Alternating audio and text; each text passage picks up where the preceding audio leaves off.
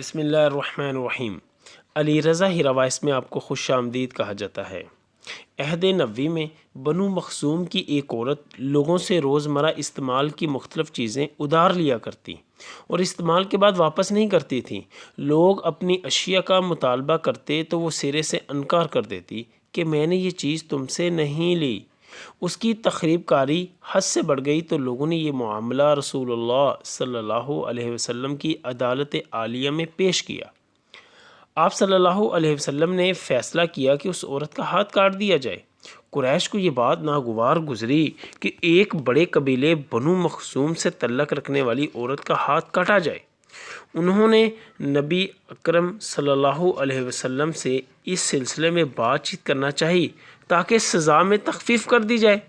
رسول اللہ صلی اللہ علیہ وسلم سے بات کرنے جو آدمی بھی جاتا گھبرا کر بات کیے بغیر واپس آ جاتا۔ انہوں نے کہا اس کام کی ہمت صرف اسامہ بن زید رضی اللہ عنہ کو ہو سکتی ہے جو رسول اللہ صلی اللہ علیہ وسلم کے پیارے ہیں اور آپ صلی اللہ علیہ وسلم کے چہیتے غلام زید بن حارثہ رضی اللہ عنہ کے فرزند ہیں۔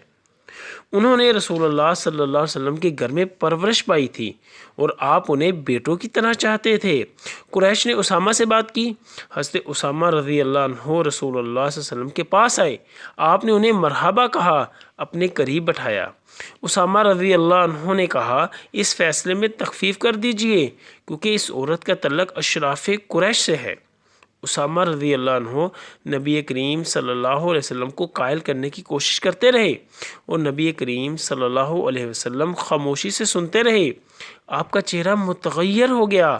آپ نے غصے میں آ کر اسامہ رضی اللہ عنہ کو ان کی غلطی سے آگاہ کرتے ہوئے کہا، اسامہ کیا تم اللہ کی حد کے بارے میں سفارش کر رہے ہو؟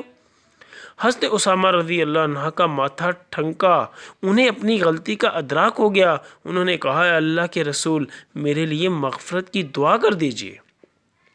رات ہوئی تو آپ صلی اللہ علیہ وسلم منبر پر کھڑے ہوئے، اللہ کی حمد و ثنا بیان کی اور فرمایا اما بعد، تم سے پہلے لوگوں کی ہلاکت کا ایک سبب یہ بھی تھا کہ ان کا بڑا آدمی چوری کرتا تو اس پر حد نافذ کرتے، اور اس ذات کی قسم جس کے ہاتھ میں میری جان ہے اگر فاطمہ بنت محمد چوری کرتی تو میں اس کا ہاتھ بھی کاٹ دیتا۔ پھر آپ صلی اللہ علیہ وسلم کے حکم سے اس عورت کا ہاتھ کاٹ دیا گیا۔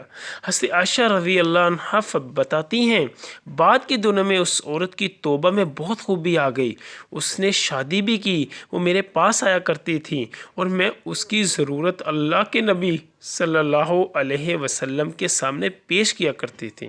صحیح بخاری۔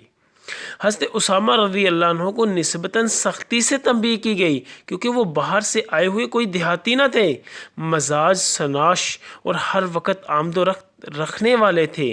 پھر اس واقعہ میں ایک جملہ تو ایسا ہے جو عدالت و انصاف کی پوری تاریخ پر باری ہے۔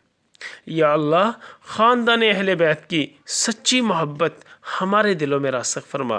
یا رسول اللہ صلی اللہ علیہ وسلم ہمارے ماں باپ اور ہماری آل اولاد آپ صلی اللہ علیہ وسلم پر قربان ہو، آمین یا رب العالمین۔